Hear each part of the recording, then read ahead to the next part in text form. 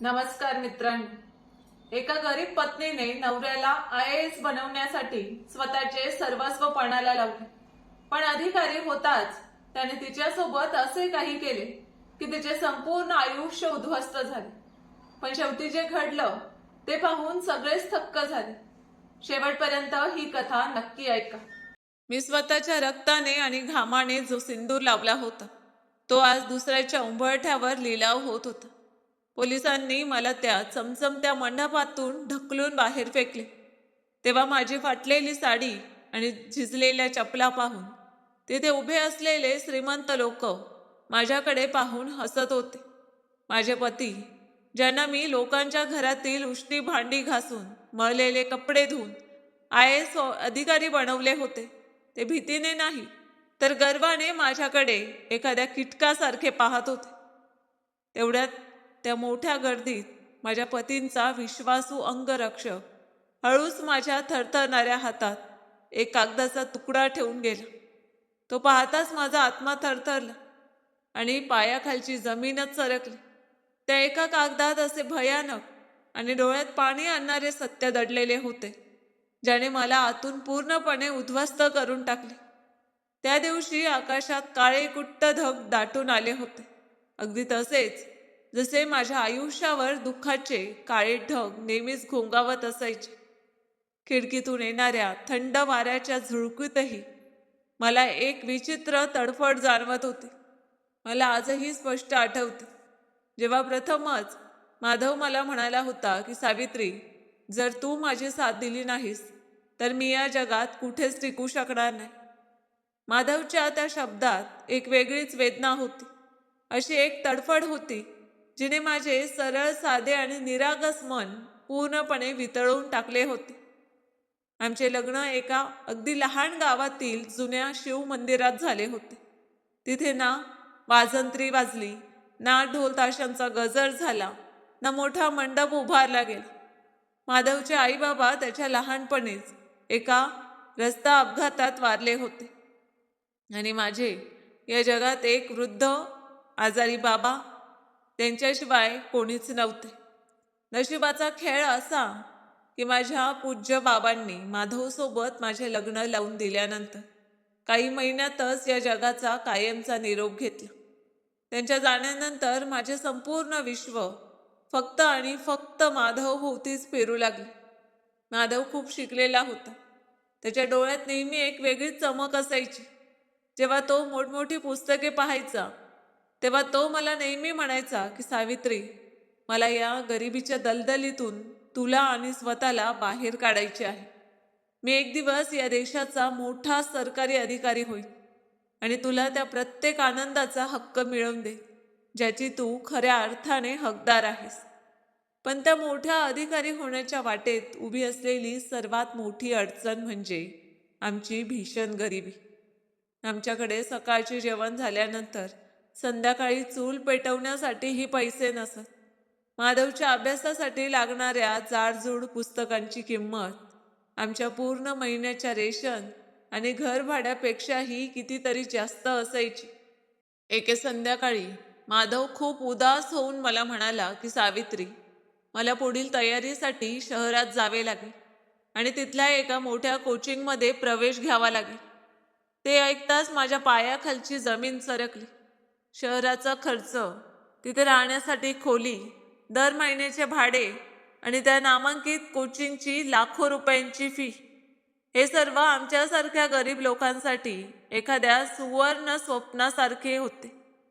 पण त्या रात्री मी माधवच्या डोळ्यात स्वतःच्या असहाय्यतेमुळे आणि लाचारीमुळे शांतपणे वाहणारे अश्रू पाहिले. त्याच रात्री मी स्वतःच्या मनावर दगड ठेवून ठरवले की माझी कंबर मोडली तरी चालेल, माझ्या हातांवरील फोडं कधीही भरले नाहीत तरी चालतील, पण मी माझ्या पतीची स्वप्ने कोणत्याही परिस्थितीत मरू देणार नाही. दुसऱ्याच दिवसापासून मी आमच्या वस्तीत आणि जवळच्या मोठ्या वसाहतीतील श्रीमंत घरांमध्ये काम मागण्यासाठी फिरू लागले. सुरुवातीला लोकांनी माझी फाटलेली साडी आणि कोमजलेला चेहरा पाहून मला स्पष्ट नकार दिला, कारण माझे कपडे फाटलेले होते आणि मी खूप अशक्त दिसत होते. लोक माझ्याकडे संशयाने पाहत होते. त्यांना वाटत होते की कदाचित ही चोर असेल. पण जेव्हा मी रडत रडत एका मोठ्या वाड्याच्या मालकिणीचे पाय धरले आणि त्यांना विनवणी केली की बाई, मला माझ्या पतीच्या अभ्यासासाठी आणि त्यांचे आयुष्य घडवण्यासाठी पैशांची खूप गरज आहे, तुम्ही मला कितीही काम करायला सांगा, तेव्हा त्यांनी माझ्या अश्रूंना पाहून दया दाखवली आणि मला त्यांच्या घरात झाडलोट, फरशी पुसणे आणि उष्टी भांडी घासण्याचे काम दिले. सकाळी बरोबर 4 वाजता जेव्हा संपूर्ण जग गाढ झोपेत असायचे, तेव्हा मी हाडे गोठवणाऱ्या थंडीत उठून सर्वप्रथम थंड पाण्याने घरातील सर्व कामे आपटत असे, जेणेकरून माधवच्या अभ्यासात कोणताही अडथळा येऊ नये. त्यानंतर एका मागून एक 5 वेगवेगळ्या वाड्यांमध्ये आणि घरांमध्ये जाऊन झाडलोट आणि फरशी पुसण्याचे काम करत असे. त्या श्रीमंत घरांच्या चकचकीत फरशीवर वाकून काम करताना माझ्या पाठीत असह्य वेदना होत असत. असे वाटायचे की माझा कणा आत्ताच मोडून तुकडे तुकडे होईल.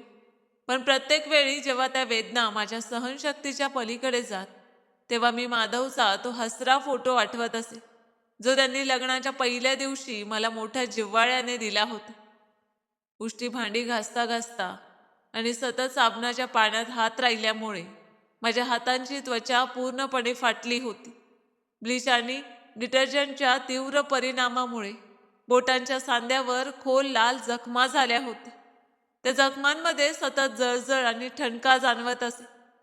जेव्हा मी उशिरा रात्री खूप थकून घरी परतत असे, तेव्हा माधव अनेकदा कंदिलाच्या मंद प्रकाशात किंवा टेबल लॅम्पखाली अभ्यासात पूर्णपणे मग्न झालेले असत.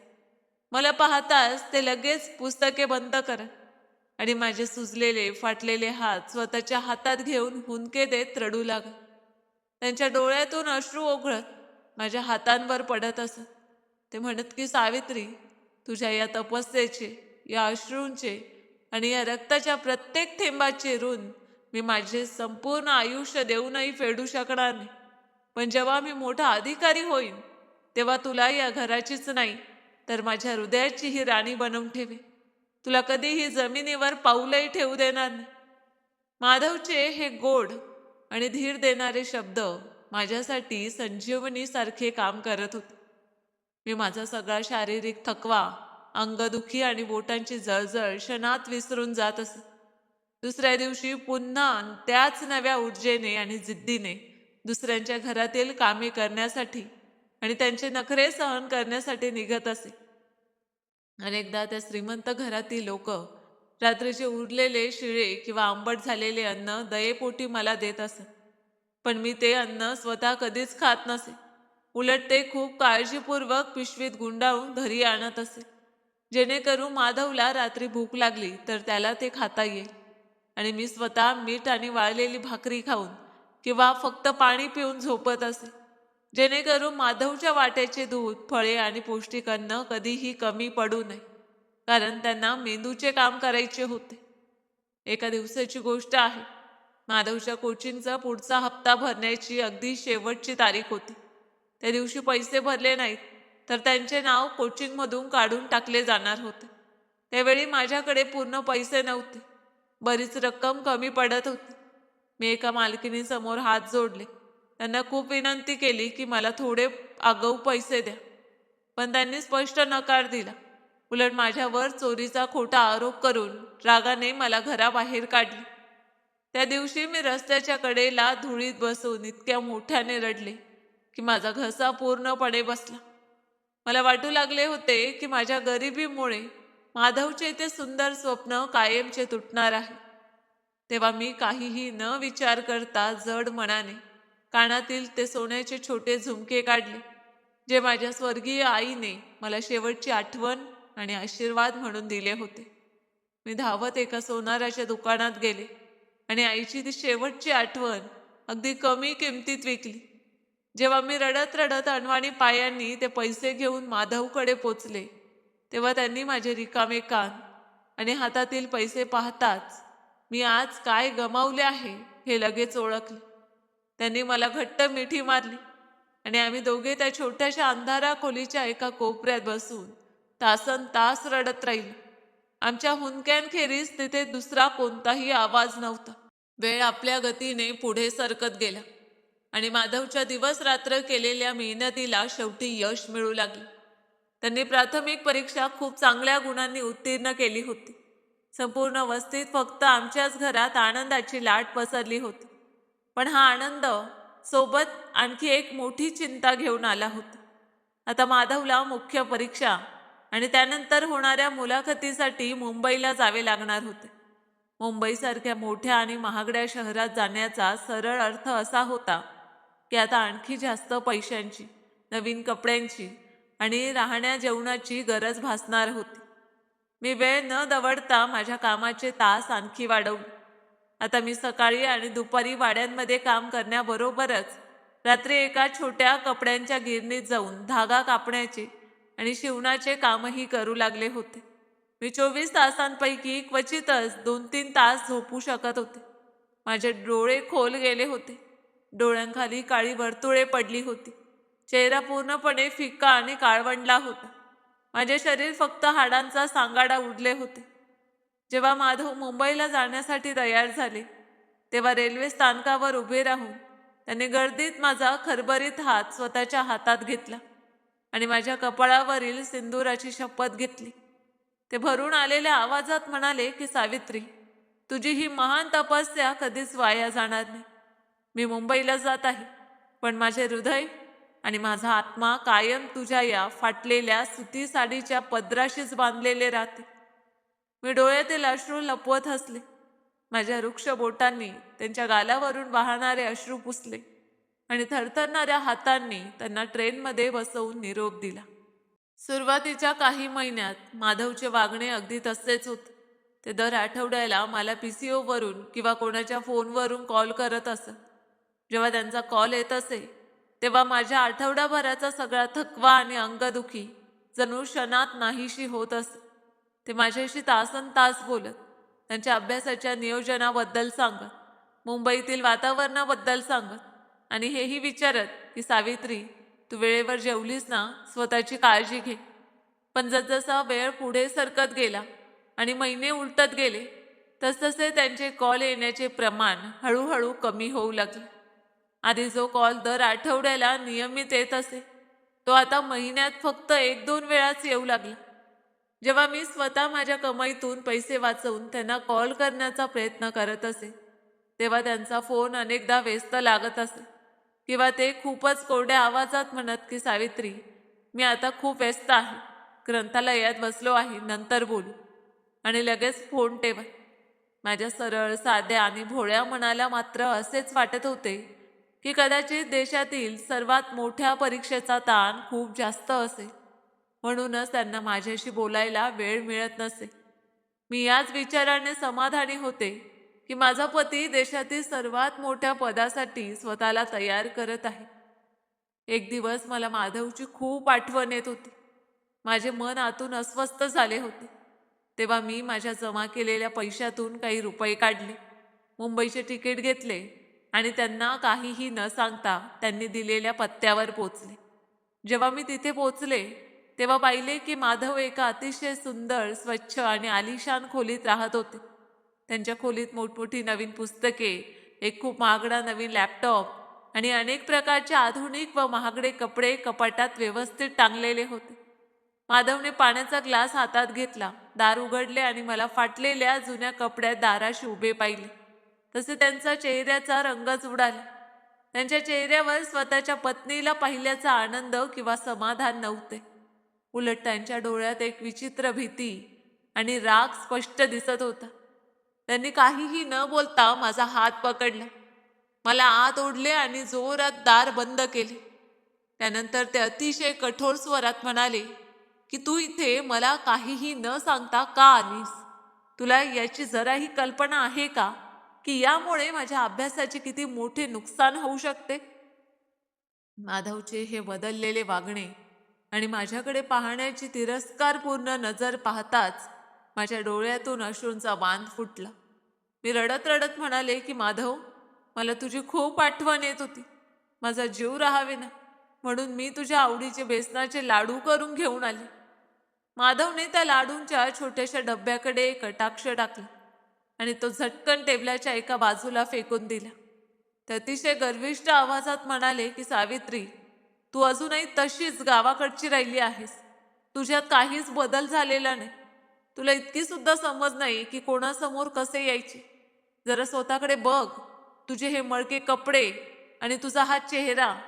जर इथे मुंबईत माझे मित्र किंवा सहपाठी आले तर मी त्यांना काय सांगू की ही माझी पत्नी आहे?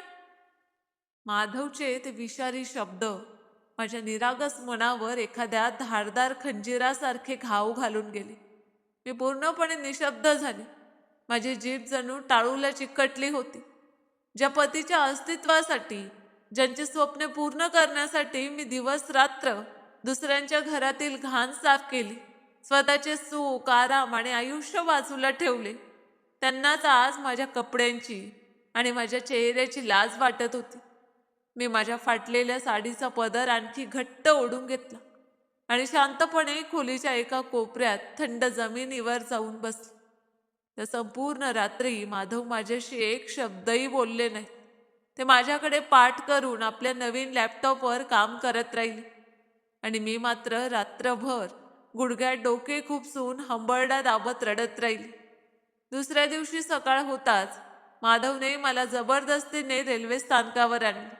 ट्रेन सुटण्यापूर्वी ते कठोर स्वरात म्हणाले की जोपर्यंत माझा अंतिम निकाल लागत नाही तोपर्यंत तू पुन्हा मुंबईला येण्याचा विचार सुद्धा करू नकोस. शांतपणे गावातच राहा. मी रडत रडत ट्रेनच्या लोखंडी खिडकीतून त्यांना शेवटचे पाहत राहिले.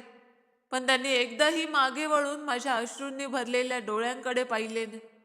ट्रेन वेगाने पुढे निघून गेली आणि माझे तुटलेले मन जणू त्या मुंबईच्या रेल्वे स्थानकावरच कायमचे राहून गेले.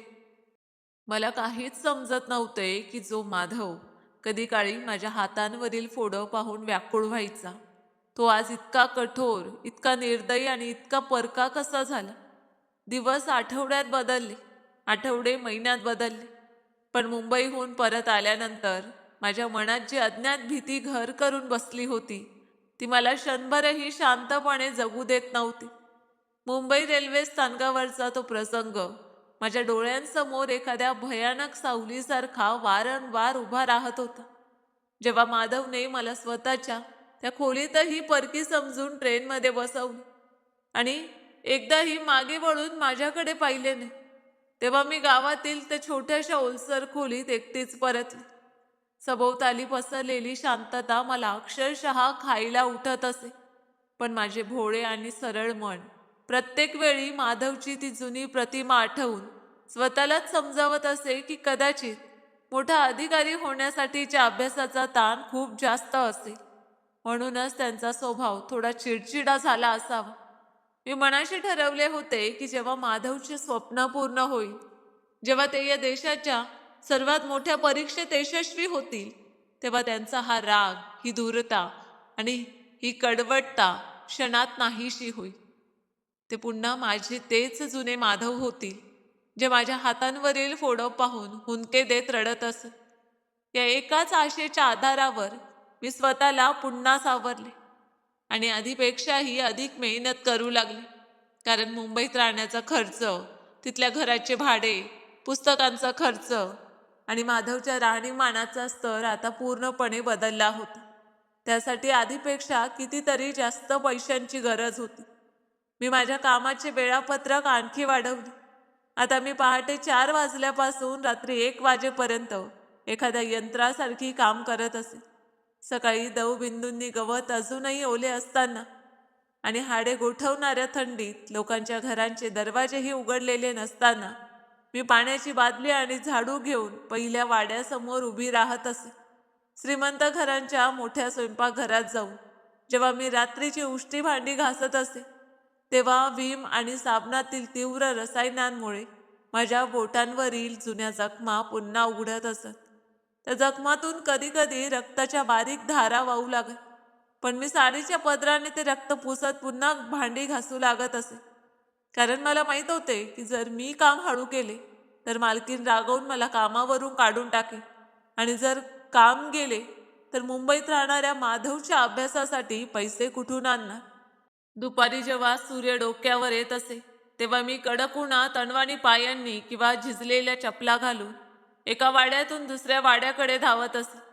दुपारचे झाडलोट आणि फरशी पुसण्याचे काम संपल्यानंतर मला विश्रांतीसाठी एक क्षणही मिळत नसे. मी सरळ त्या कपड्यांच्या गिरणीकडे धावत असे, जिथे मला रात्रीच्या शिफ्टमध्ये धागा कापण्याचे आणि फाटलेल्या कपड्यांची शिवण करण्याचे काम मिळाले होते. त्या गिरणीत कपड्यांचे बारीक तंतू आणि धूळ सतत हवेत उडत असे. ते श्वासातून माझ्या फुफ्फुसात जात असल्यामुळे मला सतत कोरडा आणि त्रासदायक खोकला येऊ लागला होता. अनेकदा खोकताना माझ्या छातीत असह्य वेदना होत असत, पण मी माझा त्रास मनातच दाबून सुई धाग्यावर बोटे चालवत राहत असे, कारण मी कापलेल्या प्रत्येक धाग्याचे मिळणारे पैसे माधवच्या भविष्यासाठी उपयोगी पडणार होते. सुरुवातीच्या दिवसात जेव्हा माधव मुंबईला गेले होते, तेव्हा ते दर शनिवारी किंवा रविवारी कसा तरी वेळ काढून मला फोन करत असत. त्या दिवसात जेव्हा गल्लीच्या कोपऱ्यावरच्या पीसीओच्या दुकानदाराचा मुलगा धावत आमच्या घरी येऊन म्हणायचा की सावित्रीताई, मुंबईहून दादांचा फोन आला आहे, तेव्हा माझ्या थकलेल्या शरीरात जणू पुन्हा जीव संचारत असे. मी सर्व काम आणि सगळा थकवा विसरून अनवाणी पायांनी धावत त्या दुकानात पोहोचत असे.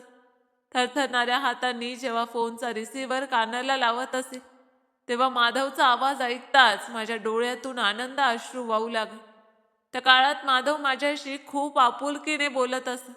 ते म्हणत की सावित्री, तू तिथे स्वतःची काळजी घेत आहेस ना, वेळेवर जेवतेस ना, मला तुझी खूप आठवण येते. इथे मुंबईत अभ्यास खूप कठीण आहे, पण जेव्हा मी थकतो तेव्हा तुझा हसरा चेहरा आठवतो आणि पुन्हा अभ्यासाला बसतो. माधवचे ते शब्द माझ्यासाठी अमृतासारखे होते. त्या शब्दांच्या बळावर मी पुढचे 7 दिवस थकवेची तमा न बाळगता, कोणतीही तक्रार न करता आणि प्रत्येक दुःख हसत हसत सहन करण्याची ताकद मिळवत असे. पण जसजशी मुंबईची चकाकी माधववर आपला प्रभाव टाकू लागली, तसतसे त्यांचे फोन येणे कमी होत गेले. आधी जो फोन दर आठवड्याला येत असे, तो हळूहळू 15 दिवसातून एकदा येऊ लागला, मग महिन्यातून एकदा, आणि नंतर असा काळही आला की 2-2 महिने माधवचा कोणताही पत्ता नसे. जेव्हा माझे मन खूप घाबरू लागे आणि रात्री झोपेतही माधवबद्दल काहीतरी अनिष्ट घडल्याची भीती वाटू लागली, तेव्हा मी माझ्या दैनंदिनी मजुरीतून थोडे थोडे पैसे वाचवून स्वतः पीसीओवरून त्यांच्या नंबरवर कॉल करत असे. पण अनेकदा त्यांचा फोन एकतर व्यस्त लागत असे किंवा घंटी वाजत राहायची आणि कोणीही फोन उचलत नसे. अनेकदा खूप प्रयत्नानंतर त्यांनी फोन उचलला, तरी त्यांच्या आवाजात तो जुना आपुलकीचा स्वर आणि ती ओढ अजिबात जाणवत नसे. उलट एक विचित्र दुरावा आणि चिडचिड स्पष्ट जाणवत असे.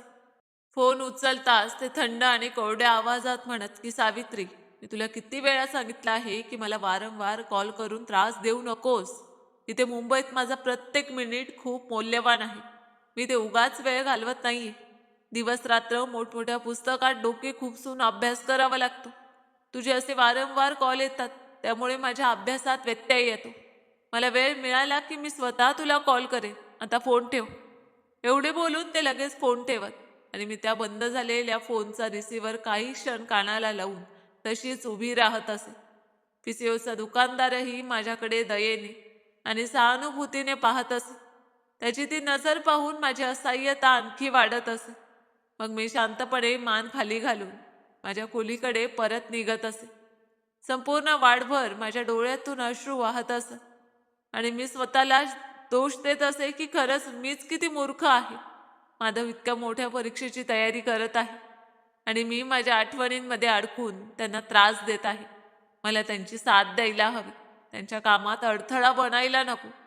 पण परिस्थिती आणखी कठीण झाली जेव्हा माधवकडून पैशाची मागणी अचानक खूप वाढली.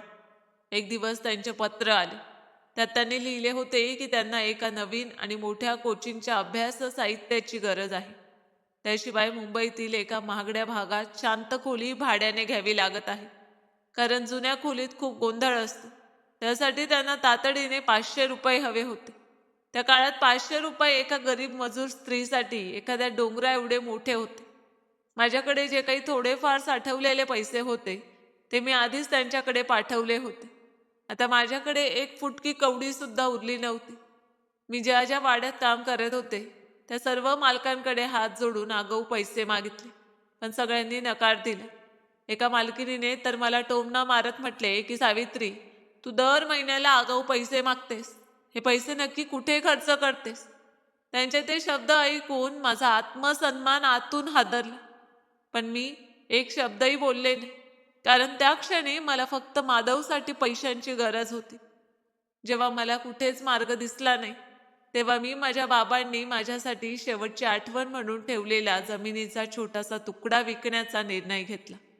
तो तुकडा म्हणजे माझ्यासाठी बाबांच्या आठवणीचा जिवंत ठेवा होता. त्या मातीत माझे संपूर्ण बालपण दडले होते, पण माझ्या पतीच्या भविष्यासमोर मला ती जमीनही लहान वाटली. मी गावातील एका सावकाराकडे गेले आणि ती जमीन अगदी कमी किमतीत विकली. त्यातून मिळालेले सर्व पैसे मी कोणताही विलंब न करता मनी ऑर्डरने माधवच्या मुंबईतील पत्त्यावर पाठवले. पैसे पाठवल्यानंतर माझ्या मनाला थोडासा दिलासा मिळाला. मला वाटले की आता तरी माधवच्या अभ्यासात कोणताही अडथळा येणार नाही. मला मनापासून आशा होती की इतके पैसे मिळाल्यानंतर त्यांचा किमान एक कॉल तरी येईल. ते म्हणतील की सावित्री, तू माझी खूप मोठी अडचण दूर केलीस. पण अनेक आठवडे उलटून गेले, तरी ना त्यांचे पत्र आले ना त्यांचा कॉल. माझे मन आतून तुटत चालले होते. मला सतत वाटत होते की मुंबईच्या त्या गर्दीत माझा माधव कुठेतरी हरवत चालला आहे. त्यांच्या या शांततेने माझ्या मनाला आतून पोखरायला सुरुवात केली होती. माझ्या रात्रींची झोप उडाली होती आणि दिवसाचा धीरही हरवला होता, कारण मला माहीत होते की माधवची मुलाखत अजून बाकी होती आणि त्यांना अजूनही माझ्या कष्टाने कमवलेल्या पैशांची गरज होती. मी माझा आत्मसन्मान मनाच्या एका कोपऱ्यात दडवून ठेवला आणि आधीपेक्षाही अधिक मेहनत करू लागले. जणू माझे शरीर रक्तमांसांचे नसून एका निर्जीव यंत्रासारखे झाले होते. दिवस संत गतीने पुढे सरकत राहिले आणि अखेर ती सकाळ उगवली, जिची वाट पाहण्यासाठी मी माझ्या आयुष्यातील प्रत्येक क्षण पणाला लावला होता. त्या दिवशी सकाळपासूनच वातावरणात एक वेगळीच अस्वस्थता जाणवत होती. नेहमीप्रमाणे मी माझ्या तिसऱ्या मालकिणीच्या आलिशान घरातील मोठ्या दिवाणखान्यात गुडघ्यावर बसून फरशी पुसत होते. समोरच्या भिंतीवर मोठा रंगीत टीव्ही सुरू होता. त्यावर सकाळपासूनच देशातील सर्वात कठीण परीक्षा मानल्या जाणाऱ्या UPSCच्या अंतिम निकालाची बातमी दाखवली जात होती. न्यूज अँकर मोठ्या उत्साहाने सांगत होता की काही क्षणातच देशाला नवीन प्रशासकीय अधिकारी मिळणार आहेत. माझे हृदय जोरजोराने धडधडत होते. माझ्या हातांनी फरशी पुसण्याचे कापड इतके घट्ट पकडले होते की बोटांचे सांधे पांढरे झाले होते. मी मनोमन भगवान शिवची प्रार्थना करत होते, हे भोलेनाथ, माझ्या माधवच्या मेहनतीला यश द्या. त्यांनी दिवस रात्र एक करून मेहनत केली आहे. तेवढ्यात अचानक न्यूज अँकरने मोठ्या उत्साहाने देशातील टॉपर्सची यादी जाहीर करायला सुरुवात केली. काही क्षणातच स्क्रीनवर मोठ्या अक्षरात माधवचे नाव आणि त्यांचा फोटो झळकला. अँकर मोठ्या आनंदाने सांगत होता की माधवने संपूर्ण देशात उत्कृष्ट क्रमांक मिळवला असून ते आता या देशाचे नवीन IAS अधिकारी झाले आहे. माधवचे नाव ऐकताच माझ्या हातातून पाण्याने भरलेली बादली निसटली आणि सगळे पाणी त्या महागड्या फरशीवर सांडले. मी जागच्या जागी स्तब्ध उभी राहिली. माझ्या डोळ्यातून अश्रूंचा असा पूर वाहू लागला की तो थांबण्याचे नावच घेत नव्हतं. माझ्या छातीतून एकाच वेळी आनंद, वेदना, समाधान आणि अभिमान अशा सगळ्या भावना उसळून आल्या. मी तिथेच फरशीवर बसले आणि रडता रडता हसू लागले. वाड्याची मालकीन धावत आली. फरशीवर सांडलेलं पाणी पाहून ती माझ्यावर रागाने ओढू लागली. सावित्री, हे काय केलंस? सगळी फरशी खराब केलीस. तुला काम करण्याची काही शिस्त आहे की नाही? पण त्या क्षणी मला कोणाच्या रागाची, कोणाच्या बोलण्याची किंवा जगातील कोणत्याही नियमाची पर्वा नव्हती. मी रडत रडत मालकिनीला म्हणाले की बाई, टीव्हीकडे पहा. ते माझे माधव आहेत, माझे पती. ते देशाचे मोठे अधिकारी झाले आहेत. माझी तपस्या फळाला आली बाई. मालकिनीने माझ्याकडे अविश्वासाने आणि तुच्छतेने पाहिले. ती म्हणाली, तू वेडी झाली आहेस का? कुठे ते मोठे अधिकारी आणि कुठे तुझ्यासारखी भांडी घासणारी गावाकडची बाई. चल, तुझे सामान घे आणि इथून निघ. मी शांतपणे माझे सामान उचलले आणि अनवाणी पायांनी धावत माझ्या त्या छोट्याशा खोलीकडे निघाले. वाटेत अनेक लोक माझ्याकडे आश्चर्याने पाहत होते, पण त्या क्षणी माझ्या पायांना जणू पंख फुटले होते. माझ्या मनात फक्त एकच विचार होता की आता आमच्या गरिबीचे दिवस संपले. आता माधव मला घ्यायला येते. आता ते मला पुन्हा कधीच दुसऱ्यांच्या घरची फरशी पुसू देणार नाही. खोलीत पोहोचताच मी सर्वप्रथम भगवंताच्या फोटोसमोर मस्तक टेकवले आणि उरलेली सुगंधी अगरबत्ती पेटवली. त्यानंतर माझे संपूर्ण लक्ष फक्त माझ्या त्या छोट्याशा मोबाईलकडे लागले, जो मी खूप कष्टाने सेकंड हँड विकत घेतला होता, फक्त माधवचा फोन सहज येता यावा म्हणून.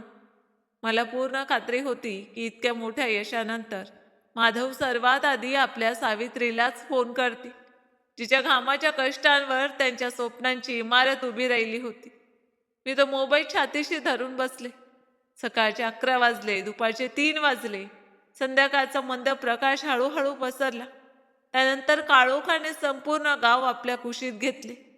पण त्या शांत पडलेल्या मोबाईलमध्ये कोणतीही हालचाल झाली नाही. तो तसाच निशब्द पडून होता, जणू माझ्या प्रतीक्षेचीच परीक्षा घेत होता. शेवटी जेव्हा माझ्या मनाचा बांध फुटला, तेव्हा मी थरथरणाऱ्या हातांनी माधवचा नंबर लावला.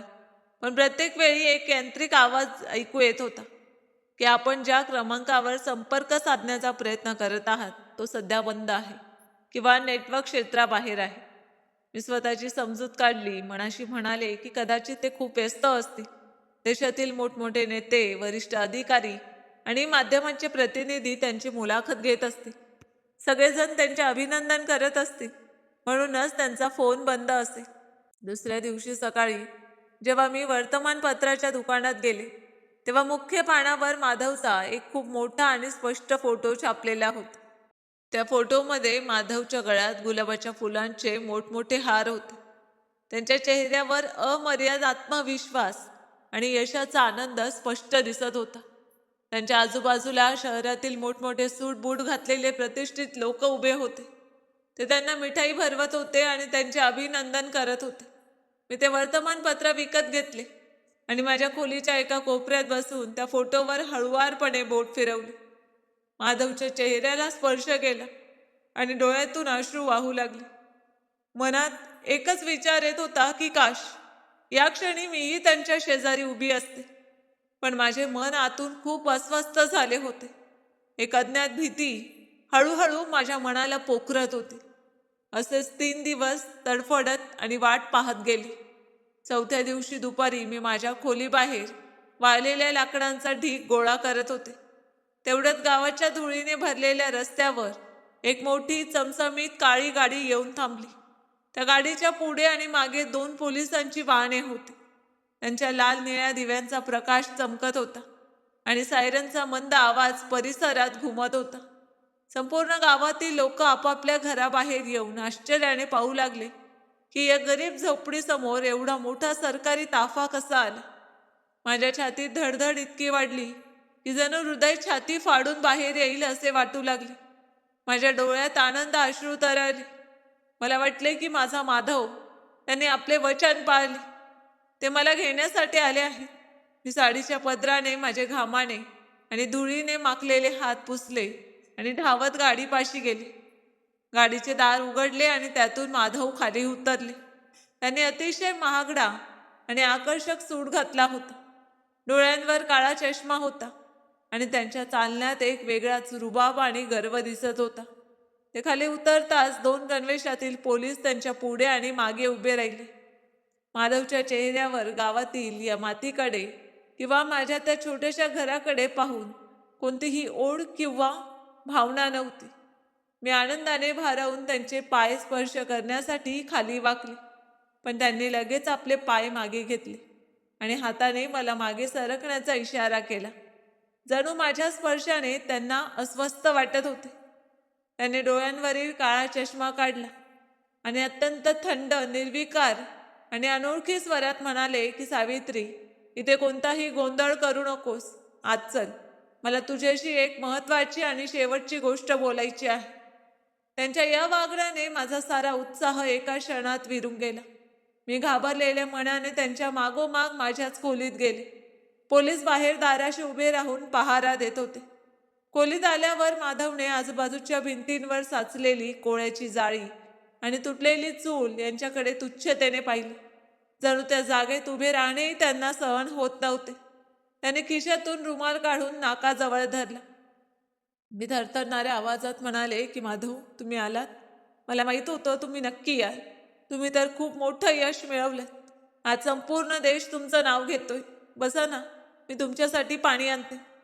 माधवने कठोर आवाजात उत्तर दिले की पाण्याची काही गरज नाही सावित्री. माझ्याकडे अजिबात वेळ नाही. मी इथे कोणत्याही कौटुंबिक गप्पा मारायला आलेलो नाही. इतके बोलून त्यांनी आपल्या सूटच्या आतल्या खिशातून पांढऱ्या रंगाचा एक लांब कागद बाहेर काढला आणि तो अत्यंत निर्विकारपणे त्या तुटलेल्या लाकडी टेबलावर टाकला. मी त्या कागदाकडे पाहिले. त्यावर मोठ्या अक्षरात घटस्फोटाच्या कायदेशीर कागदपत्रांची नोंद होती. त्या क्षण माझ्या डोळ्यांसमोर अंधार दाटून आला. जणू कोणीतरी माझ्या डोक्यावर प्रचंड मोठा दगड आपटला होता. खोलीतील भिंती माझ्या भोवती फिरू लागल्या. मी थरथरणाऱ्या बोटांनी त्या कागदाला स्पर्श केला आणि माधवकडे पाहिले. ते पूर्णपणे दगडाच्या पुतळ्यासारखे निर्विकार उभे होते. मी भरून आलेल्या घशाने विचारले की माधव, हे काय आहे? या कागदावर काय लिहिलं आहे? मी अशिक्षित आहे, मला वाचता येत नाही. तुम्हीच तुमच्या तोंडाने सांगा, हे नेमकं काय आहे? मी हे एखादं भयानक स्वप्न तर पाहत नाही ना? माधवने आपला आवाज आणखी कठोर आणि निर्विकार करत म्हटले की हे कोणतेही स्वप्न नाही सावित्री, हे वास्तव आहे. हे आपल्या घटस्फोटाचे कायदेशीर कागदपत्र आहेत. मला हवं आहे की तू कोणताही गोंधळ न करता, कोणताही तमाशा न करता शांतपणे यावर तुझा अंगठ्याचा ठसा उमटव. मी आता IAS अधिकारी आहे. मला कायदा चांगला माहीत आहे. जर तू कोणताही विरोध न करता यावर अंगठा उमटवलास तर भरपाई म्हणून मी तुला इतके पैसे देईन की तुला आयुष्यभर कोणाच्याही घरी झाडलोट, फरशी पुसणे किंवा भांडी घासण्याचे काम करावे लागणार नाही. तू शहरात एखादे छोटेसे घर घे आणि शांतपणे आयुष्य जग. माधवच्या तोंडून हे शब्द ऐकताच माझी आत्मा जणू हजारो तुकड्यात विखुरली. माझा स्वतःच्या कानांवर विश्वास बसत नव्हता. हा तोच माणूस होता का ज्याने याच खोलीत बसून माझा हात हातात घेत म्हणाले होते की सावित्री, तुझ्या या रक्ताच्या आणि घामाच्या प्रत्येक थेंबाचे ऋण मी माझे संपूर्ण आयुष्य देऊनही फेडू शकणार नाही. मी थरथरत रडत त्यांच्याकडे पाहिले आणि भरून आलेल्या आवाजात म्हणाले की माधव, तुम्ही शुद्धीत आहात ना? देवाची तरी भीती बाळगा. मी तुमची विवाहिता पत्नी आहे. अग्नीला साक्षी ठेवून तुम्ही माझ्यासोबत 7 फेरे घेतले होते. जेव्हा तुमच्याकडे पुस्तके विकत घेण्यासाठी पैसे नव्हते, तेव्हा मी माझ्या आईची शेवटची आठवण असलेले झुमके विकले. जेव्हा तुमच्या कोचिंगची फी भरण्यासाठी पैसे कमी पडले, तेव्हा मी रात्रभर गिरणीत धागे कापण्याचे काम केले. दुसऱ्यांच्या घरची भांडी घासली, फरशी पुसली, अपमान सहन केला, फक्त तुमची स्वप्ने पूर्ण व्हावीत म्हणून. आणि आज तुम्ही अधिकारी झालात म्हणून एका कागदाच्या तुकड्याच्या जोरावर मला तुमच्या आयुष्यातून कायमचे दूर करत आहात. माधवने खूप निर्दयीपणे आणि तिरस्काराने हसत म्हटले की पत्नी सावित्री, जरा स्वतःला आरशात पहा. तू कोणत्याही कोणातून एका IAS अधिकाऱ्याची पत्नी दिसतेस का? तू अशिक्षित आहेस, गावठी आहेस. तुला नीट 2 शब्द मराठीतही बोलता येत नाही. कपड्यांच्या नावावर तू ही फाटलेली साडी नेसून फिरतेस. मी आता या देशाचा एक खूप मोठा प्रशासकीय अधिकारी आहे. मला मोठमोठ्या मंत्र्यांसोबत बसावे लागते, परदेशी दौऱ्यांवर जावे लागते, मोठमोठ्या VIP लोकांसोबत पार्ट्यांना उपस्थित राहावे लागते. जर मी तुला सोबत घेऊन मुंबईत किंवा कोणत्याही मोठ्या शहरात गेलो तर समाजात माझी काय प्रतिष्ठा राहील? लोक माझ्याकडे पाठीमागे हसतील आणि म्हणतील की पहा, इतका मोठा अधिकारी आणि त्याची पत्नी एखाद्या गावठी मोलकरणीसारखी दिसते. माझी प्रतिष्ठा, माझे करिअर सगळे मातीमोल होईल. माझी सहकारी स्वाती, जी स्वतः एका खूप मोठ्या घराण्यातील मुलगी आहे, सुशिक्षित आहे आणि स्वतः एक IAS अधिकारी आहे, तीच माझी खरी जीवनसंगिनी होण्यास पात्र आहे. आम्ही दोघे खूप लवकर लग्न करणार आहोत. माधवचे हे गर्विष्ठ आणि उपकार विस्मरणीय रूप पाहून माझ्यातील लाचार स्त्री जणू त्या क्षणीच संपून गेली. मी बेड्यासारखी त्यांच्या पायांवर कोसळली. त्यांच्या चमचमणाऱ्या महागड्या बुटांना मी दोन्ही हातांनी घट्ट धरले आणि रडत रडत विनवू लागले की माधव, मी तुमच्या पाया पडते, मला सोडू नका. मला तुमच्या कोणत्याही बंगल्याची, कोणत्याही गाडीची किंवा कोणत्याही पैशांची इच्छा नाही. तुम्ही मला तुमची पत्नी म्हणून जगासमोर ओळख करून देऊ नका. मला मुंबईला घेऊन जाऊ नका. मला फक्त याच घरात तुमची दासी म्हणून राहू द्या. मी तुमच्या घरातील सर्व काम करीन, तुमच्या त्या नवीन मॅडमांचे कपडेही धुईन, पण माझा संसार उद्ध्वस्त करू नका. माधव, समाज मला जगू देणार नाही.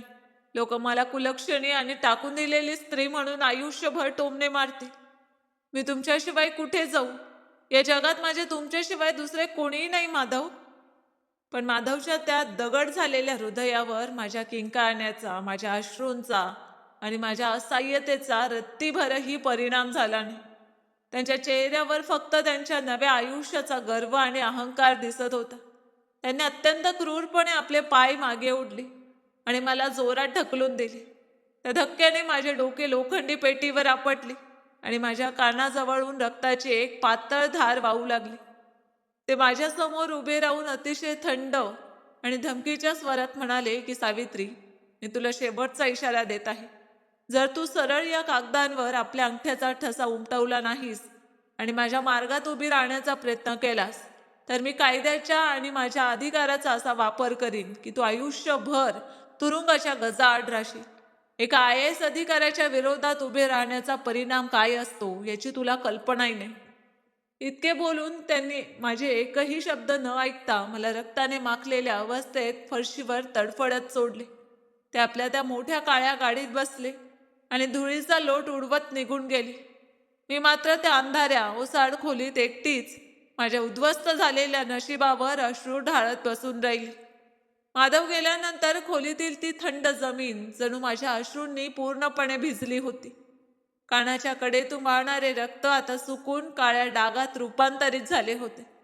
पण त्या शारीरिक इजेपेक्षा कितीतरी खोल आणि प्राणघातक जखम माझ्या त्या आत्मसन्मानावर लागली होती, ज्याला मी माधवच्या पायांशी कायमचे पसरवले होते. अनेक दिवस मी त्या अंधाऱ्या खोलीत भुकी तहानलेली एका मेलेल्या पक्ष्यासारखी पडून राहिली. गावातील काही दयाळू लोकांनी मला समजावण्याचा प्रयत्न केला. काहींनी म्हटले की सावित्री, तो आता मोठा अधिकारी बनला आहे, आता तो तुझ्या हाती येणार नाही. तू शांतपणे सरकारकडून मिळणारे पैसे घे आणि आपले वेगळे आयुष्य वसव. पण माझे मन या अन्यायाला स्वीकारायला अजिबात तयार नव्हते. काय या देशाचा कायदा इतका कमजोर आहे की कोणी आपल्या यशाच्या नशेत धुंद होऊन एका असहाय्य स्त्रीच्या आयुष्याला त्या बाजूला चिरडून टाकेल? का एक अशिक्षित स्त्री असणे या समाजात इतके मोठे पाप आहे की तिच्या निष्ठा, तिचा त्याग आणि तिच्या घामाची कोणतीही किंमतच राहू नये? मी ठरवले की मी अशा रीतीने घुटमळत हार मानणार नाही. मी आपली सुलगत असलेली आत्मा गोळा केली आणि कायद्याचे दार ठोठावण्यासाठी शहराकडे तोंड केले. मी सर्वात आधी आमच्या जिल्ह्याच्या मुख्य पोलीस स्टेशनला पोचले. तिथल्या मोठ्या आणि भयंकर इमारतीला पाहून माझे पाय कापत होते, पण माझ्यातील वेदना मला पुढे ढकलत होती. मी ठाण्यात गेले आणि तिथे बसलेल्या एका मोठ्या साहेबांसमोर हात जोडून उभी राहिली.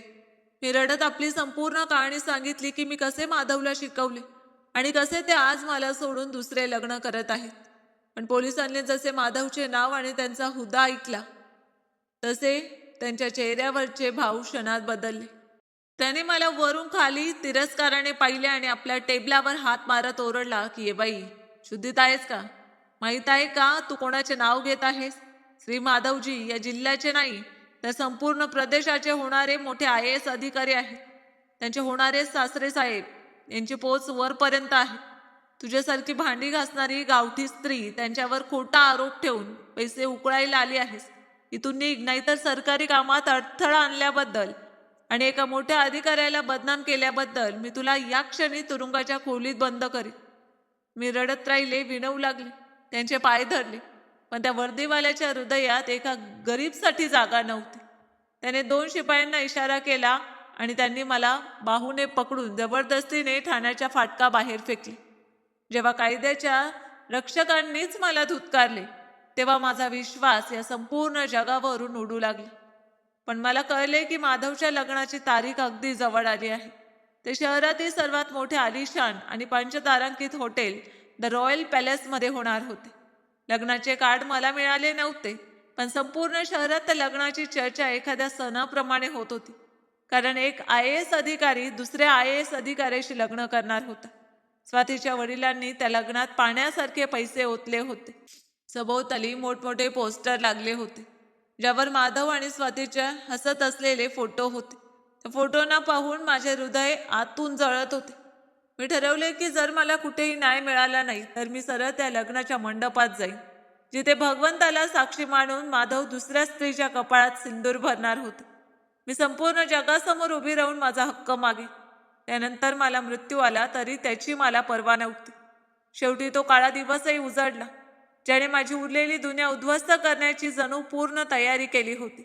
संध्याकाळची वेळ होती. आकाशात काळे ढग दाटून आले होते आणि हळूहळू पावसाचे थेंब पडू लागले होते. मी माझी तीच जुनी झिजलेली सुती साडी नेसली, जी मी अनेकदा कामावर जाताना घालत असे. मी माझा चेहरा स्वच्छ धुतला, डोळ्यातील अश्रू पुसले आणि कपाळावर थोडासा सिंदूर लावला. तोच सिंदूर जो माधवने कधी काळी माझ्या कपाळात भरला होता. मी थरथरणाऱ्या पावलांनी त्या मोठ्या हॉटेलच्या दिशेने निघाले. जेव्हा मी हॉटेलच्या मुख्य प्रवेशद्वाराजवळ पोचले तेव्हा तिथले दृश्य पाहून माझे डोळे दिपून गेले. संपूर्ण हॉटेल हजारो रंगीबिरंगी दिव्यांच्या प्रकाशाने उजळून निघाले होते. मुख्य रस्त्यापासून हॉटेलच्या आतल्या भागापर्यंत महागड्या फुलांची भव्य कमाने उभारण्यात आल्या होत्या.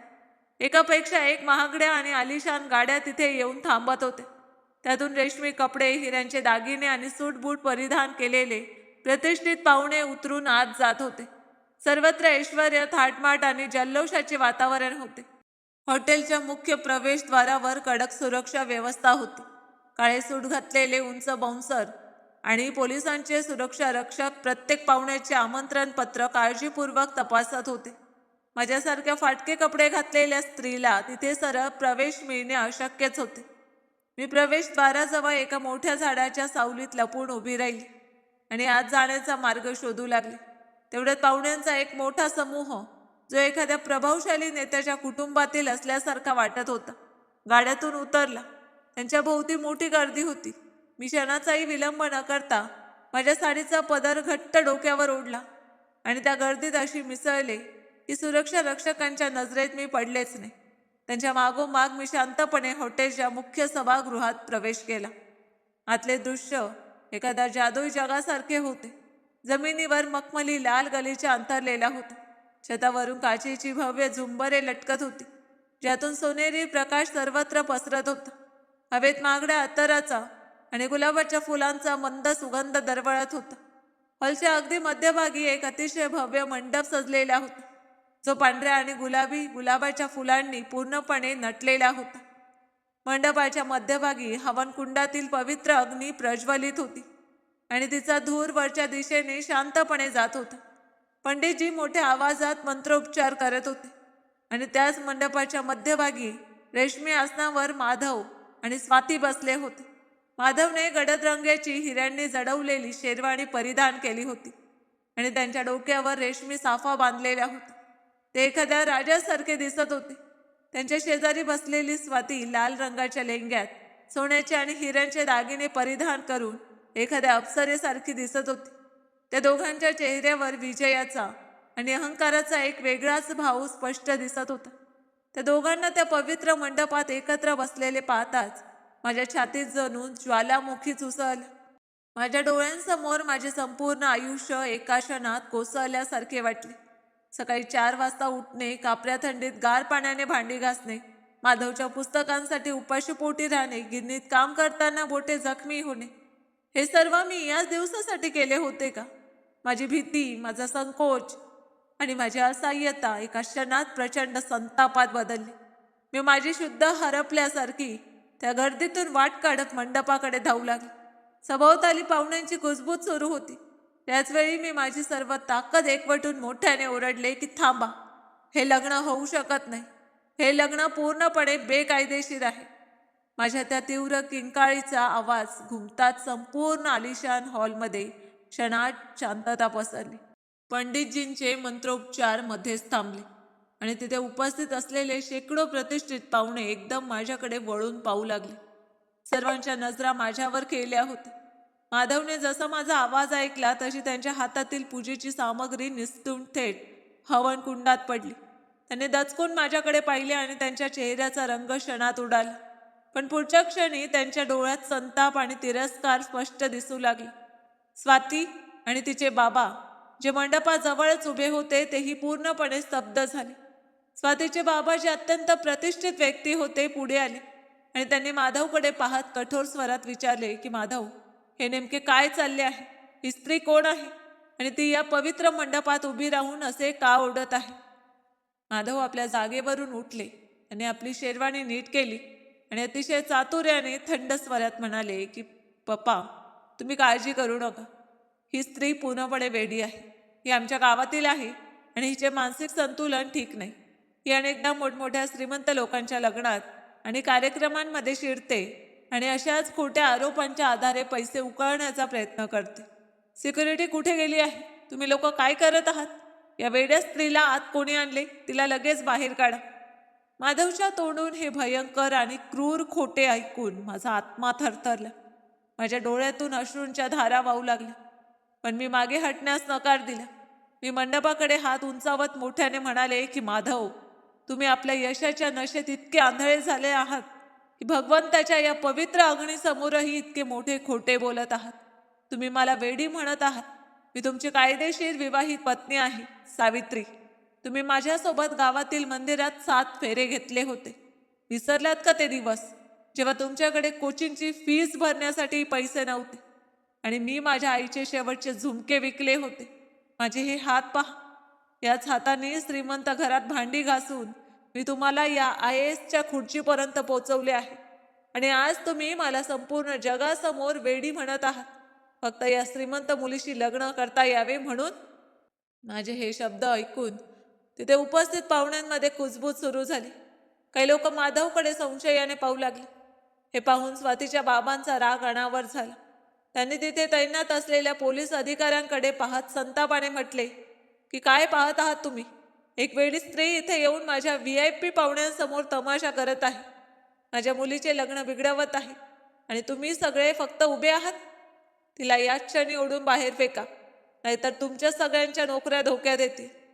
स्वातीच्या बाबांचा आदेश मिळताच तिथे उभे असलेले 4-5 जड सुरक्षाकर्मी आणि महिला पोलीस माझ्याकडे झेपावले.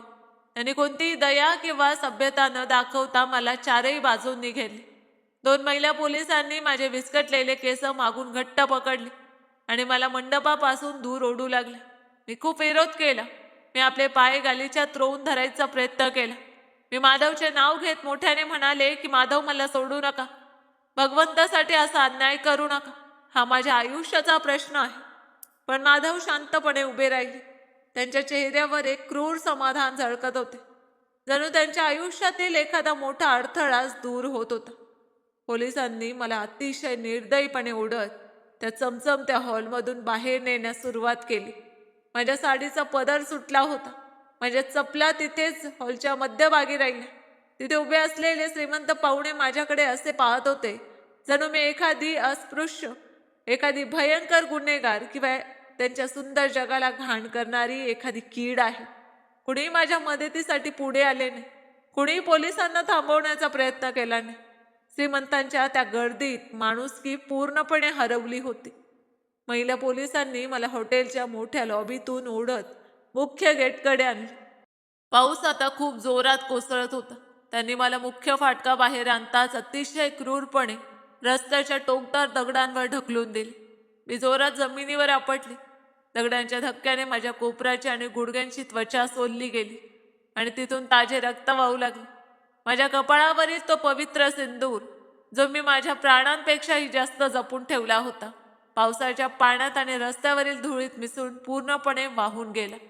हॉटेलचे मोठमोठे लोखंडी दरवाजे माझ्या तोंडावर जोरात बंद झाले. मी तिथे चिखलात आणि दगडांमध्ये पडून राहिले. माझ्या किंकाळ्या आणि हुंदके कडकडणाऱ्या विजेच्या आणि मुसळधार पावसाच्या गोंगाटात कुठेतरी हरवून गेले. मला वाटत होते की आज माझ्या आयुष्यातील सर्व काही कायमचे संपले आहे. मी त्या आलिशान आणि झगमगत्या हॉटेलच्या लोखंडी फाटकाबाहेर ओल्या आणि चिखललेल्या रस्त्याच्या कडेला गुडघ्यात डोके खुपसून वेड्यासारखी रडत होते. आकाशातून कोसळणारे पावसाचे थेंब माझ्या अंगावर पडत होते, पण माझ्या मनात पेटलेल्या अपमानाच्या आणि विश्वासघाताच्या आगीसमोर तो पाऊसही थंड वाटत होता. माझ्या डोळ्यांसमोर वारंवार तेच दृश्य उभे राहत होते. माधवने संपूर्ण जगासमोर, त्या मोठमोठ्या श्रीमंत आणि VIP पाहुण्यांसमोर मला वेडी स्त्री ठरवले होते. तोच माणूस ज्याच्या चेहऱ्यावरील प्रत्येक भाव मला माहीत होता, ज्याच्या सुखदुःखाची मी एकमेव साक्षीदार होते. त्याने आज स्वतःची ओळख बदलण्यासाठी मला भटकणारी आणि लोभी स्त्री ठरवले होते.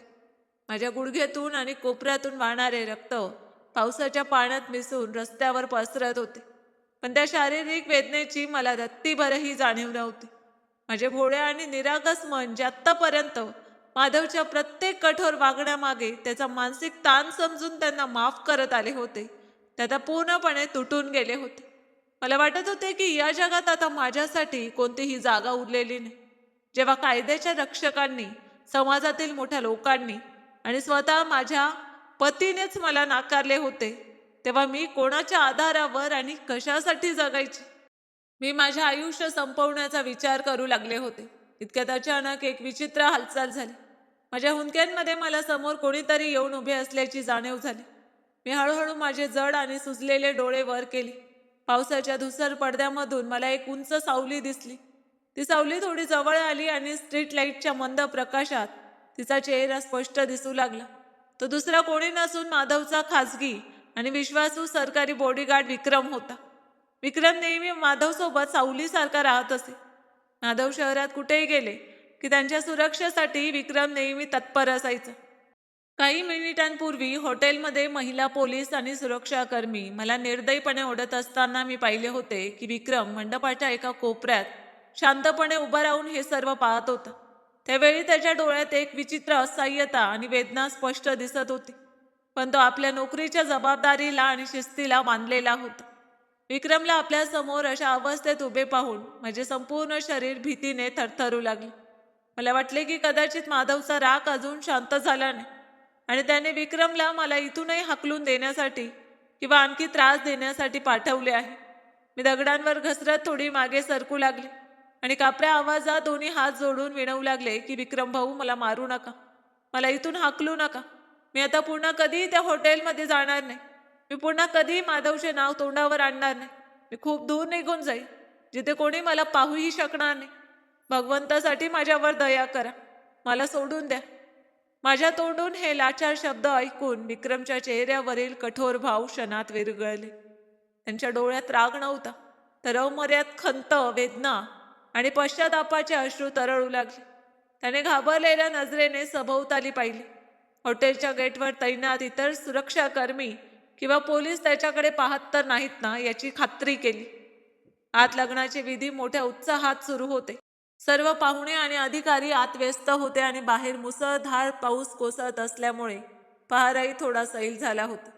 विक्रमने क्षणाचाही विलंब न करता गुडघ्यावर बसून त्या चिखलात आणि पाण्यात माझ्याजवळ स्थान घेतले. त्याने आपल्या मागड्या सरकारी कोटची आतली साखळी उघडली आणि त्यातून एक जाड, जुना आणि गुंडाळलेला पांढरा लिफाफा बाहेर काढला. त्याचे हात त्या क्षणी प्रचंड थरथरत होते, जणू तो एखादे अतिशय मोठे आणि धोकादायक पाऊल उचलत होता. त्याने तो लिफाफा जबरदस्तीने माझ्या थरथरणाऱ्या बोटात ठेवला आणि माझे हात आपल्या तळ हातांनी घट्ट दाबले. मी आश्चर्याने आणि गोंधळून त्या लिफाफ्याकडे पाहिले, मग विक्रमच्या चेहऱ्याकडे पाहिले. विक्रमने अतिशय मंद, जड आणि कुजबुजणाऱ्या आवाजात म्हटले की वहिनी, मला माफ करा. मी या खाकी वर्दीला, कायद्याच्या नियमांना आणि माझ्या नोकरीच्या बंधनांना बांधलेलो आहे. म्हणूनच आज तुमच्यावर इतका मोठा अन्याय होत असताना मी फक्त एक मूक साक्षीदार म्हणून पाहत राहिलो. तुमच्या मदतीला पुढे येऊ शकलो नाही. पण या वर्दीच्या आतही एका माणसाचे हृदय धडधडते. वहिनी, मी गेल्या अनेक महिन्यांपासून साहेबांसोबतच आहे आणि मला माहीत आहे की साहेबांनी तुमच्यासोबत जे केले आहे ते केवळ साधी फसवणूक नाही, तर एक अतिशय मोठे महापाप आहे. त्या पापाचा घडा आता पूर्णपणे भरला आहे. मी हुंदके देत विचारले की विक्रम भाऊ, हे काय आहे? या लिफाफ्यात काय आहे? माधवने मला सोडले कारण मी अशिक्षित आहे, गावठी आहे. या कागदातही माझ्यासाठी काही नवीन अपमान लिहिला आहे का? विक्रमने गंभीरपणे मान हलवली आणि माझ्या डोळ्यात डोळे घालून म्हणाला की नाही वहिनी, यात तुमच्यासाठी कोणताही अपमान नाही. यात साहेबांच्या त्या अहंकारामागचे खरे सत्य आहे, ज्याच्या बळावर ते आज आभाळात उडत आहेत. माझे बोलणे नीट लक्ष देऊन ऐका. वहिनी, हा लिफाफा आत्ता इथे उघडू नका. इथे खूप धोका आहे. सभोवताली साहेबांचे प्रभावशाली लोक आहेत. तुम्ही इथून लगेच निघा आणि या हॉटेलपासून खूप दूर एखाद्या सुरक्षित आणि एकांत जागी जा, जिथे कोणी तुम्हाला पाहू शकणार नाही. तिथे हा लिफाफा उघडून वाचा. यात साहेबांच्या संपूर्ण आयुष्यातील सर्वात काळे आणि भयंकर सत्य दडलेले आहे, जे त्यांनी संपूर्ण जगापासून, सरकारपासून आणि कायद्यापासून लपवून ठेवले आहे. हे वाचल्यानंतर तुमच्या पायाखालची जमीन सरकेल. वहिनी, तुम्हाला कळेल की साहेबांनी तुमच्यासोबत हे सगळे नाटक का केले. आणि एक गोष्ट नेहमी लक्षात ठेवा वहिनी, तुम्ही एकटे नाही आहात. भगवंताच्या घरात उशीर होतो, पण अंधार कधीच नसतो. हे बोलताना विक्रमच्या डोळ्यातूनही एक अश्रू टपकला आणि त्या लिफाफ्यावर पडला. त्याने पटकन आपले अश्रू पुसले, उभा राहिला आणि पुन्हा एकदा सावधपणे सभोवताली नजर फिरवली. त्यानंतर माझ्या आणखी काहीही न ऐकता तो वेगाने वळला आणि हॉटेलच्या त्या मोठ्या झगमगत्या गेटमधून अंधारात नाहीसा झाला. मी त्या ओल्या आणि थंड रस्त्यावर एकटी बसून राहिली. माझ्या एका हातात तो जड आणि रहस्यमय लिफाफा होता आणि दुसऱ्या हाताने मी जमिनीचा आधार घेत उभे राहण्याचा प्रयत्न करत होते. तो लिफाफा स्पर्श करताच बराच जाड वाटत होता आणि त्यावर एखाद्या जुन्या सरकारी फाईलवरील अधिकृत लोगो आणि किंवा मोहर उमटलेली असल्याचे जाणवत होते. माझ्या मनातील भीती आणि उत्सुकता आता कळसाला पोचली होती. मला समजत नव्हते की एक सामान्य सुरक्षाकर्मी मला असे काय देऊ शकतो, जे एका IAS अधिकाऱ्याच्या संपूर्ण सत्तेला हादरा देऊ शकेल. मी माझ्या साडीच्या फाटलेल्या पदराने चेहऱ्यावरील पावसाचे थेंब आणि अश्रू पुसले. माझ्या शरीरातील वेदना, गुडघ्यातून वाहणारे रक्त आता माझ्यासाठी काहीच अर्थ ठेवत नव्हते. माझ्या मनात एक विचित्र तडफड निर्माण झाली होती. कोणत्याही परिस्थितीत त्या लिफाफ्यात दडलेले सत्य मला जाणून घ्यायचे होते. मी डगमगणाऱ्या आणि थरथरणाऱ्या पावलांनी उभी राहिली. पाऊस आता थोडा मंदावला होता, पण वारा अजूनही खूप थंड होता. मी त्या आलिशान हॉटेल द रॉयल पॅलेसच्या झगमगत्या रंगीबिरंगी दिव्यांपासून दूर त्या एकाकी आणि अंधाऱ्या रस्त्याकडे चालू लागले. थोडे अंतर गेल्यानंतर मला रस्त्याच्या कडेला एक जुना जीर्ण स्ट्रीट लाईटचा खांब दिसला. त्याचा पिवळसर प्रकाश पावसाच्या थेंबात मंदपणे चमकत होता. तिथे आजूबाजूला कोणीही नव्हते. संपूर्ण रस्ता ओस पडला होता. माझे हृदय इतक्या वेगाने धडधडत होते की त्याचा आवाज मला स्वतःच्या छातीत स्पष्ट ऐकू येत होता. मला वाटत होते की ज्या क्षणी मी हा लिफाफा उघडेन, त्या क्षणी माझ्या आयुष्यातील आणखी एक भयंकर सत्य माझ्यासमोर उलगडेल. मी त्या पिवळसर प्रकाशाखाली उभे राहिले आणि थरथरणाऱ्या हातांनी तो गुंडाळलेला पांढरा लिफाफा वरून अलगद फाडू लागले. मी त्या धुसर आणि जीर्ण स्ट्रीट लाईटच्या अगदी खाली उभी होते. आकाशातून पडणारे रिमझिम पावसाचे थेंब सरळ माझ्या चेहऱ्यावर येऊन पडत होते, पण माझे दगडासारखे स्थिर झालेले डोळे फक्त त्या फाटलेल्या पांढऱ्या लिफाफ्यातून बाहेर पडणाऱ्या कागदांवर खिळले होते. माझी बोटे इतकी थरथरत होती की ते कागद नीट धरून ठेवणेही कठीण होत होते. मी माझा श्वास रोखला आणि त्या धुसर पिवळ्या प्रकाशात त्या पानांवर छापलेल्या प्रत्येक शब्द अतिशय लक्षपूर्वक वाचू लागले. जशी माझ्या डोळ्यांसमोर त्या पानांवर लिहिलेली माहिती आली, तशी माझी संपूर्ण आत्मा आतून थरथरली. माझ्या कानात एक विचित्र शांतता पसरली आणि असं वाटले जणू माझ्या पायाखालची जमीन खरोखरच एखाद्या खोल दलदलीत रुतली आहे. मी एकही शब्द न बोलता तिथेच त्या थंड चिखलाने माखलेल्या रस्त्यावर गुडघ्यांवर बसले, कारण माझ्या शरीरातील उरलेली शक्ती पूर्णपणे संपली होती. त्या लिफाफ्यात जी कागदपत्रे होती ती कोणतीही साधी चिठ्ठी नव्हती, तर माधव IAS अधिकारी बनण्यामागील एक अत्यंत धक्कादायक आणि भयंकर सत्य उघड करणारी अधिकृत कागदपत्रे होती. त्या कागदपत्रांनुसार माधव केवळ स्वतःच्या मेहनतीच्या जोरावर, पात्रतेच्या बळावर किंवा रात्रंदिवस केलेल्या अभ्यासामुळे यशस्वी झाले नव्हते. मुख्य परीक्षा आणि मुलाखतीच्या काळात त्यांनी स्वातीच्या बाबांसोबत संगनमत केले होते. त्या स्वातीचे बाबा शिक्षण क्षेत्रातील मोठे आणि प्रभावशाली व्यक्तिमत्व मानले जात होते. त्या कागदपत्रांमध्ये परीक्षा प्रक्रियेत गंभीर गैरप्रकार झाल्याचे, त्याबाबत झालेल्या तपासाची माहिती आणि काही गोपनीय नोंदी जोडलेल्या होत्या. त्यावरून माधवला मिळालेली उच्च श्रेणी संशयास्पद परिस्थितीत मिळाल्याचा उल्लेख होता. त्या प्रभावशाली लोकांना एक हुशार, गरीब पार्श्वभूमीचा आणि आदर्श प्रतिमा असलेला उमेदवार हवा होता, ज्याच्या नावामागे ते स्वतःचे काळे कारस्थान लपवू शकतील. पण त्या संपूर्ण फाईलमध्ये जे सर्वात वेदनादायक आणि माझे हृदय चिरून टाकणारे सत्य लिहिले होते, ते म्हणजे स्वातीचे बाबा आणि माधव यांच्यात झालेला गुप्त करार. त्या करारानुसार माधवला हे यश आणि प्रतिष्ठा एका कठोर अटीवर मिळाली होती. ती अट अशी होती की त्यांनी स्वातीशी लग्न करायचे आणि आपले मागचे आयुष्य, आपले गाव आणि आपली पहिली पत्नी म्हणजे मलाही कायमचे सोडून द्यायचे. मला त्यांच्या आयुष्यातून पूर्णपणे दूर करायचे. जर माधवने तसे केले नसते तर त्यांच्या विरुद्ध असलेली ही सर्व कागदपत्रे बाहेर आणली गेली असती आणि त्यांना गंभीर कायदेशीर परिणामांना सामोरे जावे लागले असते. आपल्या अंध महत्वाकांक्षेपायी, अधिकारी होण्याच्या हव्यासापायी आणि ऐशोआरामाचे आयुष्य मिळवण्याच्या लालसेपायी माधवने माझ्या वर्षानुवर्षांच्या त्यागाची, माझ्या आईच्या शेवटच्या झुमक्यांची आणि माझ्या रक्तघामाच्या प्रत्येक थेंबांची किंमत एका क्षणात मातीमोल केली होती. ते मला यासाठी सोडत नव्हते की मी अशिक्षित किंवा गावठी होते, तर आपल्या आयुष्यातील हे काळे सत्य लपवण्यासाठी आणि स्वतःचे अस्तित्व वाचवण्यासाठी मला वेडी स्त्री ठरवत होते. आपल्या भीतीपायी, भ्याडपणामुळे आणि लोभामुळे त्यांनी मला त्या मंडपातून ओढून बाहेर काढली आणि रस्त्यावर अपमानित होऊन पडून दिली. त्या फाईलच्या अगदी शेवटच्या पानावर विक्रमने आपल्या हाताने लिहिलेली एक छोटीशी टीप होती. त्यात लिहिले होते की वहिनी, मला माफ करा. या फाईलची आणखी एक प्रत मी गुप्तपणे देशातील सर्वात प्रामाणिक व्हिजिलन्स विभाग आणि सीबीआयच्या मुख्य कार्यालयातही तुमच्या नावाने पाठवली आहे. आतापर्यंत त्यांच्याकडे साहेबांविरुद्ध ठोस पुरावे नसल्यामुळे ते कोणत्याही कारवाई करू शकत नव्हते, पण ही खरी फाईल मिळताच त्यांचा मार्ग मोकळा झाला आहे. आता हा संपूर्ण खटला न्यायालयात सिद्ध करण्यासाठी तुमच्या साक्षीची आणि तुमच्या जबाबाची खूप गरज आहे. साहेबांना वाटते की तू एक गरीब, लाचार आणि अशिक्षित स्त्री आहेस, जी त्यांचे काहीही बिघडवू शकत नाही. पण त्यांना माहीत नाही की एका निष्ठावान आणि फसवलेल्या पत्नीच्या अश्रूंमध्ये किती मोठी ताकद असते. तुम्ही लगेच शहराच्या मुख्य पोलीस आयुक्तांकडे जा. ते अत्यंत प्रामाणिक अधिकारी आहेत आणि ते तुम्हाला पूर्ण मदत करतील. हे संपूर्ण सत्य माझ्या डोळ्यांसमोर येताच माझ्यातील ती लाचार, रडणारी, विनवण्या करणारी आणि पाय धरणारी असह्य स्त्री जणू त्या क्षणीच संपली. माझे अश्रू पूर्णपणे थांबले आणि त्यांच्या जागी माझ्या डोळ्यात राग, न्यायाची जिद्द आणि सत्यासाठी लढण्याची ज्वाला पेटली. माझ्या कोपऱ्यातून आणि गुडघ्यातून वाहणाऱ्या रक्ताचीही मला जाणीव उरली नव्हती. मी ती जाड फाईल आपल्या फाटलेल्या साडीच्या पदरात घट्ट गुंडाळली आणि चपलांचीही पर्वा न करता अनवाणी पायांनी त्या वादळी रात्री शहरातील मुख्य पोलीस आयुक्तांच्या कार्यालयाच्या दिशेने धाव घेतली. विक्रमने त्या टिपेखाली त्या कार्यालयाचा पत्ता स्पष्टपणे लिहून ठेवला होता.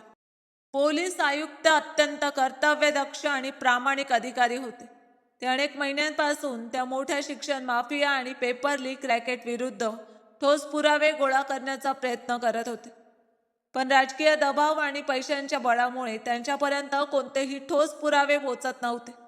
जेव्हा मी मध्यरात्री फाटलेल्या कपड्यात, चिखलाने माखलेल्या अवस्थेत आणि अंगावर रक्ताचे डाग घेऊन त्यांच्या कार्यालयात प्रवेश केला आणि ती जाड फाईल त्यांच्या टेबलावर ठेवली, तेव्हा ती फाईल पाहताच त्यांच्या चेहऱ्यावरील भाव पूर्णपणे बदलले. त्यांनी एक एक पान काळजीपूर्वक वाचले आणि त्यांच्या डोळ्यात तीव्र संताप स्पष्ट दिसू लागला. त्यांनी क्षणाचाही विलंब न करता आपल्या वायरलेसवरून संपूर्ण शहरातील पोलीस यंत्रणेला सतर्कतेचा इशारा दिला आणि त्याच रात्री कोणताही विलंब न करता तातडीने कारवाई करण्याचा निर्णय घेतला. दुसऱ्या दिवशी सकाळी जेव्हा सूर्याची पहिली किरण त्या आलिशान हॉटेल द रॉयल पॅलेसवर पडत होती, तेव्हा तिथे लग्नाच्या उरलेल्या विधी शेवटच्या टप्प्यात होत्या. मंडपात मंत्रोपचार पुन्हा सुरू झाले होते. माधव आणि स्वातीचे फेरे पूर्ण झाले होते आणि आता माधव खूप गर्वाने हसत स्वातीच्या भांगात सिंदूर भरण्यासाठी आपला हात पुढे करत होते. संपूर्ण हॉलमध्ये उपस्थित पाहुणे टाळ्या वाजवण्यासाठी सज्ज उभे होते. तेवढ्यात त्या आलिशान हॉलची मोठमोठी काचेची दारे जोरात उघडली आणि कमिशनर साहेब जड पोलीस बंदोबस्त व शस्त्रसज्ज जवानांसह थेट त्या पवित्र मंडपात दाखल झाले. पोलिसांच्या बुटांच्या ठोक्यांच्या आवाजाने संपूर्ण हॉल दणाणून गेला. माधवने संतापाने ओढत म्हटले की कमिशनर साहेब, एका IAS अधिकाऱ्याच्या लग्नाच्या मंडपात अशा रीतीने परवानगीशिवाय येण्याची तुमची हिंमतच कशी झाली? तुम्हाला माहीत आहे का मी कोण आहे? कमिशनर साहेबांनी क्षणाचाही विलंब न करता पुढे जात माधवच्या हातातील सिंदुराची चांदीची डब्बी हिसकावून घेतली आणि सर्व पाहुण्यांसमोर त्याच्या गालावर जोरदार चपराक लगवली. त्या चपराकीच्या आवाजाने संपूर्ण मंडप स्तब्ध झाला. कमिशनर साहेब कडक आवाजात म्हणाले की शांत राहा माधव, तुम्ही कोणतेही IAS अधिकारी नाही. तुम्ही देशातील तरुणांचे भविष्य विकणारे, फसवणूक करणारे, बनावट कागदपत्रांच्या आधारे पद मिळवणारे आणि भ्रष्टाचारात सहभागी असलेले आरोपी आहात. पेपर लीक, कोट्यवधी रुपयांची लाचखोरी आणि बनावट गुणवत्ता यादीच्या आधारे पद मिळवल्याच्या आरोपांप्रकरणी तुम्हाला आणि तुमच्या होणाऱ्या सासऱ्याला याच क्षणी अटक करण्यात येत आहे. त्याचवेळी त्या शस्त्रसज्ज जवानांच्या मागून मी हळूहळू पुढे आले. यावेळी माझ्या डोक्यावर फाटलेल्या साडीचा पदर नीट घेतलेला होता. माझ्या चेहऱ्यावर आता कोणतीही असहाय्यता नव्हती, डोळ्यात अश्रू नव्हते, त्याऐवजी आत्मसन्मान आणि न्यायाची तेजस्वी चमक होती. माधवने जेव्हा हातकड्या घातलेल्या अवस्थेत मला समोर उभे पाहिले, तेव्हा त्यांच्या चेहऱ्यावरील गर्व आणि अहंकार क्षणात नाहीसा झाला. त्यांच्या डोळ्यात भीती स्पष्ट दिसू लागली. स्वतःची अब्रू धुळीस मिळताना पाहून ते पोलिसांच्या ताब्यातून सुटण्याचा प्रयत्न करत थेट माझ्या पायांवर कोसळले. माझ्या पायांवर डोके ठेवून ते रडत म्हणाले की सावित्री, मला माफ कर. माझ्याकडून खूप मोठी चूक झाली. मी स्वाती आणि तिच्या बाबांच्या जाळ्यात अडकलो होतो. मला वाचव सावित्री. आपले विधान बदल. मी ही नोकरी सोडून तुझ्यासोबत त्या गावातील खोलीत राहायला तयार आहे. मला या संकटातून बाहेर काढ. मी अत्यंत शांत, गंभीर आणि खडकासारख्या कठोर आवाजात खाली वाकून त्यांच्या डोळ्यात पाहत म्हणाले की माधव, काल रात्री याच मंडपासमोर मी तुझे पाय धरले होते. तेव्हा तू यशाच्या नशेत बुडालेला एक मोठा अधिकारी होतास आणि तुम्हाला वेडी ठरवून बाहेर फेकून दिलेस. पण आज तुरुंगात जाण्याच्या भीतीने तू त्याच स्त्रीचे पाय धरत आहेस. आज तू अधिकारी नाहीस तर एक आरोपी आहेस. तुम्हाला माझ्या गरिबीचा, माझ्या फाटलेल्या कपड्यांचा आणि माझ्या अशिक्षितपणाचा टोमणा मारला होतास ना. पण आज तुझ्याच त्या अशिक्षित पत्नीने आपल्या सिंदुराची शपथ घेऊन तुला तुझ्या खऱ्या आणि योग्य ठिकाणी पोचवले आहे. गरिबी लाजिरवाणी नसते माधव, पण विश्वासघात आणि फसवणूक मात्र कायमची लाज बनते. पोलिसांनी कोणतीही दया न दाखवता माधव आणि स्वातीच्या बाबांच्या हातांना पाठीमागे बांधून हातकड्या घातल्या आणि उपस्थित श्रीमंत पाहुणे, मीडियाचे कॅमेरे आणि चमकणाऱ्या फ्लॅशलाईट समोर त्यांना हॉटेलच्या मुख्य दारातून बाहेर नेत सरकारी गाडीत बसवले. काही तासांपूर्वी माधवच्या अहंकाराने गजबजलेले ते हॉटेल आता पूर्णपणे शांत झाले होते. तिथे फक्त बदनामीची सावली पसरली होती. स्वाती आपला जड लेहंगा सावरत मंडपाच्या एका कोपऱ्यात बसून अश्रू ढाळत होती. मी हॉटेलच्या त्या मोठ्या दारातून बाहेर पाऊल टाकले. आकाशातील काळे ढग आता पूर्णपणे विरले होते. पाऊस थांबला होता आणि सकाळच्या सूर्याची एक सुंदर सोनेरी किरण थेट माझ्या चेहऱ्यावर पडत होती. मी आपल्या बोटांनी कपाळावर लागलेला तो अर्धवट पुसलेला आणि मळलेला सिंदूर कायमचा पुसून टाकला.